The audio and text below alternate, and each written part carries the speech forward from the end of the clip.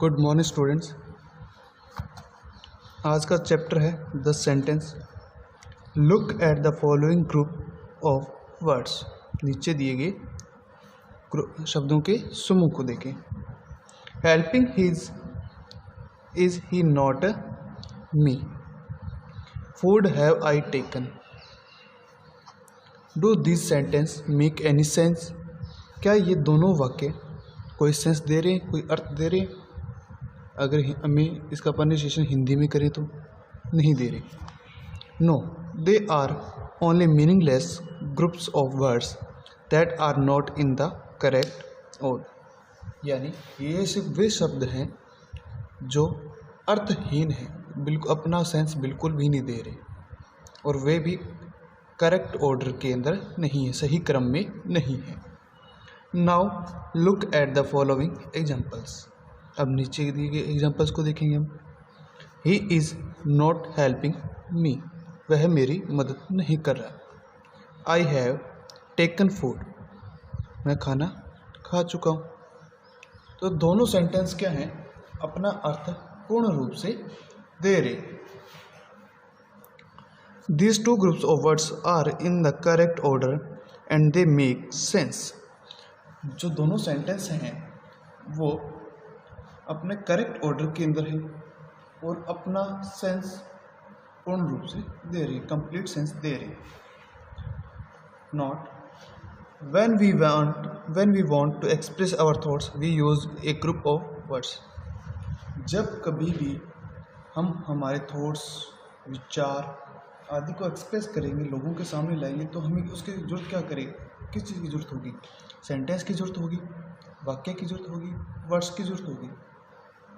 जैसे मान लो आप खुश हो तो क्या कहोगे? I am happy. आप दुखी हो तो क्या कहोगे? I am sad. यानी कोई भी अपनी जो फीलिंग्स हैं, कोई भी अपनी जो थॉट्स हैं, उनको एक्सप्रेस करने के लिए हमें किसकी ज़रूरत पड़ेगी? किसकी ज़रूरत होगी? वर्ड्स की ज़रूरत होगी, सेंटेंस की ज़रूरत होगी। कंपल्सरी है सेंटेंस। यानी कोई भी फीलिंग्स, थॉट्स को एक्सप्रेस करने के लिए हमें हमारे सेंटेंस यानी वर्ड्स की ज़रूरत पड़ेगी। A group of words that make complete sense is called a sentence. एक शब्दों का समूह जो अपना पूर्ण अर्थ दे वो क्या कहलाएगा? सेंटेंस कहलाएगा। Remember, a sentence begins with a capital letter. जो एक सेंटेंस होता है वो हमेशा कैपिटल लेटर से शुरू होता है। कोई भी सेंटेंस होगा ना, वो किससे स्टार्ट होगा? भी कैपिटल लेटर से शुरू होगा, स्टार्ट होगा। The words in the sentence must be written in a proper order to make sense. Sentence के अंदर कोई भी वर्ड को इस प्रकार के ऑर्डर में रखा जाता है ताकि वो अपना पूर्ण यानी complete meaning they. A sentence ends with a full stop, A mark of interrogation और ए मार्क ऑफ एक्सक्लेमेशन। और जो सेंटेंस की एंडिंग होती है, अंत होता है, वो किसी न किसी चिन्ह से होता है।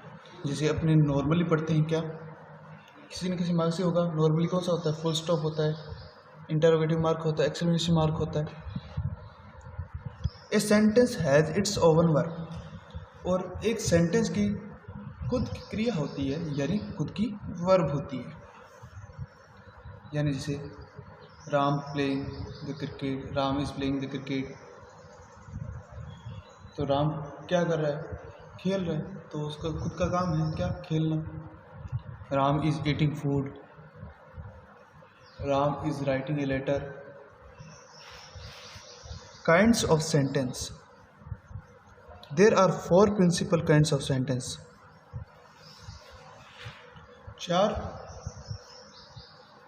4 प्रकार के क्या होते हैं? सेंटेंस होते हैं। Assertive sentence to make statements. Assertive sentence यानी जो हमारे स्टेटमेंट होते हैं, हमारी जो बात होती है, हमारे जो कहने का तरीका होता है, उसको कहने के लिए हमें क्या करना होगा? असर्टिव सेंटेंस का यूज़ किया जाता है। Interrogative sentence to ask question. Interrogative आपको पता ही है, क्वेश्चन मार्क किसी से क्वेश्चन पूछेंगे तो किस प्रकार के सेंटेंस का यूज होगा? Interrogative, imperative, to make a command, request, instruction. Imperative sentence यानी किसी को कमांड देने के लिए या किसी के सामने प्रार्थना करने के लिए, रिक्वेस्ट करने के लिए किसका यूज किया जाता है? Imperative sentence. Exclamatory, to express wonder, surprise. जैसे आप लोग क्या करते हो, कोई बढ़िया चीज़ देखते हो, कोई नई चीज़ देखते हो तो क्या करते हो? Wow what a beautiful house, wow what a beautiful garden. तो एक्चुअल में आप क्या होते हो? सरप्राइज होते हो। क्या होते हो? सरप्राइज होते हो। जैसे अब एक्सक्लेमेटरी सेंटेंस में आपको पता कैसे चलेगा एक्सक्लेमेटरी कौन सा है? इस प्रकार के वाक्य में alas, wow, what, hurray, yippee, ऐसे शब्द आए, ऐसे वर्ड हैं जिनसे आपको इंट्रोड्यूस हो जाएगा कौन सा है ये एक्सक्लेमेटरी सेंटेंस है। चलो बच्चों अब आगे चलते हैं। Assertive sentence, a sentence that states और declares something is called an assertive sentence. A sentence that states और declares something is called an assertive. यानी हम नॉर्मली बात करेंगे वो क्या होगा? असर्टिव सेंटेंस होगा। जैसे I will help you, the teacher told us English. तो इनमें कोई भी आप वंडर हो रहे हो, सरप्राइज हो रहे हो, नहीं हो रही। कोई भी क्वेश्चन पूछ रहे हो, नहीं पूछ रहे। आपको इसके अंदर कोई कमांड दी जा रही है, नहीं दी जा रही। कोई रिक्वेस्ट कर रहे हो किसी के सामने, नहीं कर रहे। तो ये क्या है? असर्टिव है। An assertive sentence may either be an affirmative one or a negative one. Assertive sentence negative भी हो सकता है और affirmative भी हो सकता है। Affirmative means positive. A sentence can be affirmative as in the above examples. Now look at the negative sentence. I am happy here. I am not happy here. देखो मैं खुश हूँ, affirmative है, positive है।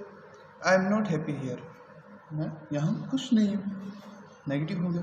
She was playing, she was not playing.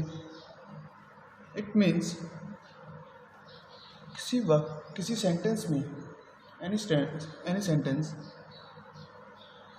अगर not का use कर लिया जाता है थर्ड प्लेस पर तो वो क्या हो जाएगा? नेगेटिव हो जाएगा। We can do it, we can not do it. He will help us, he will not help us.